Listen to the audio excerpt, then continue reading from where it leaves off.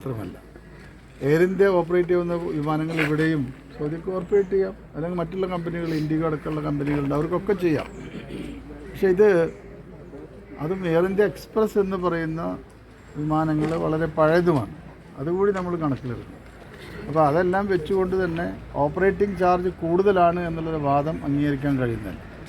അത് കുറച്ചേ മതിയാവുള്ളൂ, അല്ലെങ്കിൽ ബാക്കിയുള്ള നടപടികൾ എന്താണെന്ന് സർക്കാരും പരിശോധിച്ച ശേഷം കേന്ദ്ര ഗവൺമെൻറ് ഹജ്ജ് വകുപ്പ് മന്ത്രിയുമായി നേരിട്ട് തന്നെ ചർച്ച നടത്താൻ ബഹുമാനപ്പെട്ട മുഖ്യമന്ത്രി ഇതുമായി ബന്ധപ്പെട്ട എല്ലാ കാര്യങ്ങളും ചോദിച്ചതിനും അദ്ദേഹം ഏവിയേഷൻ മന്ത്രിയുമായി ബന്ധപ്പെട്ട എയർ ഇന്ത്യയുടെ കൺട്രി മാനേജറുമായിട്ടൊക്കെ സംസാരിക്കുമെന്ന് അറിയിച്ചിട്ട് ചെയ്തിട്ടില്ല.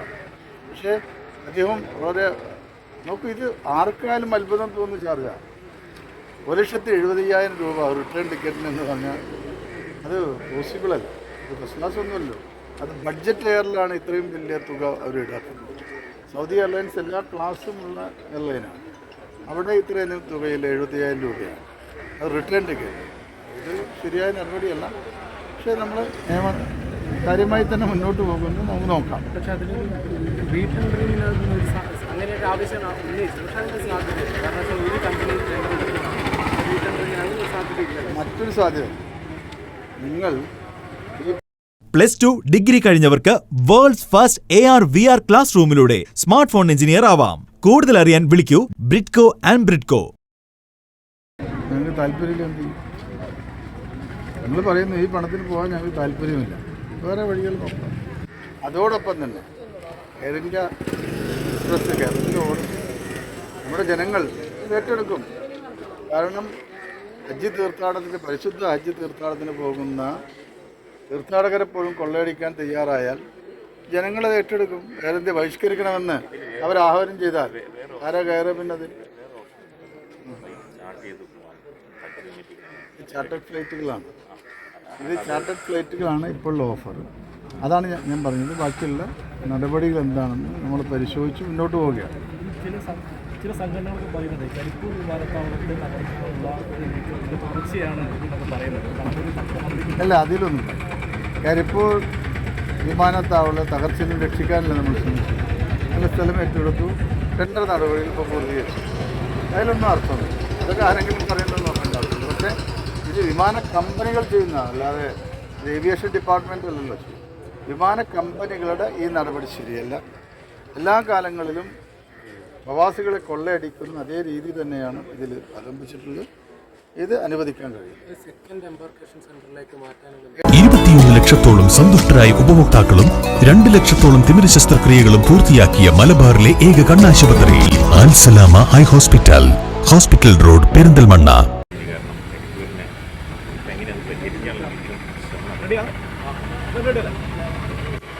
കേരളത്തിൽ വളരെ ശ്രമിച്ചതിൻ്റെ ഭാഗമായിട്ടാണ് നമുക്ക് കരിപ്പൂരിൽ എംബാർക്കേഷൻ ഭാഗം. അവിടെ നിന്നുള്ള യാത്രാ ചെലവ് വലിയ തോതിൽ വർദ്ധിച്ചതായാണ് കണക്കുകൾ കാണുന്നത്. എയർ ഇന്ത്യയുടെ കോട്ടിംഗ് ആണ് ഏറ്റവും കൂടുതൽ. 3 കമ്പനികളാണ് കോട്ട് ചെയ്തത്. അതിൽ സൗദി എയർലൈൻസ് അവർ കൊച്ചിയിലും കണ്ണൂരിലും കോട്ട് ചെയ്തു. എയർ ഇന്ത്യ എക്സ്പ്രസ് മാത്രമാണ് കോഴിക്കോട് കോട്ട് ചെയ്തത്. അപ്പോൾ ഇവിടെയാണ് ഏറ്റവും കൂടുതൽ ചാർജ് നിൽക്കുന്നത്. ഏകദേശം 1 ലക്ഷം രൂപയുടെ വ്യത്യാസം കൊച്ചിയും കണ്ണൂരും നോക്കുമ്പോൾ കോഴിക്കോട്ട് അധികമാണ്. ഇതുമായി ബന്ധപ്പെട്ട് എയർ ഇന്ത്യയുടെ കൺട്രി മാനേജറെയും സംസ്ഥാനത്തിൻ്റെ അതിന് മേധാവിയെയും നമ്മൾ സംസാരിച്ചു. ഈ ഒരു രീതി ശരിയല്ലാന്ന്. കാരണം ഏറ്റവും കുറഞ്ഞ നിരക്കിൽ ഇവിടെയൊന്നും ഹജ്ജിന് യാത്രയ്ക്ക് പണം ഈടാക്കാൻ പാടുള്ളൂ. ഈ കാര്യങ്ങളൊക്കെ നമ്മൾ പറഞ്ഞു. പക്ഷെ അവർ പരിശോധിക്കാമെന്ന് പറഞ്ഞെങ്കിലും കൃത്യമായ മറുപടി ലഭിച്ചു. ഈ ഒരു പ്രവണത എയർ ഇന്ത്യ കുറച്ച് കാലമായുള്ളതാണ്. പ്രവാസികളുമായി ബന്ധപ്പെട്ട കാര്യങ്ങളിലൊക്കെ തന്നെ വലിയ തോതിൽ വിമാന ചാർജ് കൂട്ടുന്ന ഒരു നടപടി നമ്മൾ കണ്ടുവരുന്നത്. ഇപ്പോൾ സീസണിലൊക്കെ തന്നെ വലിയ ചാർജാണ് അവർ എടുക്കുന്നത്. അപ്പോൾ ഇന്ത്യയുടെ സ്വന്തം കാരിയറായി പ്രവർത്തിച്ച എയർ ഇന്ത്യ പോലും ഇത്തരത്തിൽ കാണിക്കുമ്പോൾ വിദേശ കമ്പനികൾ കോട്ട് ചെയ്ത് ഏറ്റവും കുറവും നമ്മുടെ സ്വന്തം എയർലൈൻസ് കോട്ട് ചെയ്യുന്ന അധികവും എന്ന് പറയുമ്പോൾ നമുക്ക് അത് അംഗീകരിക്കാൻ കഴിയില്ല. ഇതിന് മാറ്റം വരുത്തണമെന്നാവശ്യപ്പെട്ട് ബഹുമാനപ്പെട്ട ഏവിയേഷൻ വകുപ്പ് മന്ത്രിയോട്, ബഹുമാനപ്പെട്ട ന്യൂനപക്ഷ വകുപ്പ് കൈകാര്യം ചെയ്യുന്ന ഹജ്ജ് വകുപ്പ് മന്ത്രിയോടൊക്കെ തന്നെ ആവശ്യപ്പെട്ടു. അവർ അടിയന്തര നടപടി സ്വീകരിക്കാമെന്ന് നമ്മളോട് പറഞ്ഞിട്ടുണ്ടെങ്കിലും ഇത് വളരെ പെട്ടെന്ന് തന്നെ വേണമെന്ന് നമ്മൾ ആവശ്യപ്പെട്ടുകൊണ്ടിരിക്കുകയാണ്.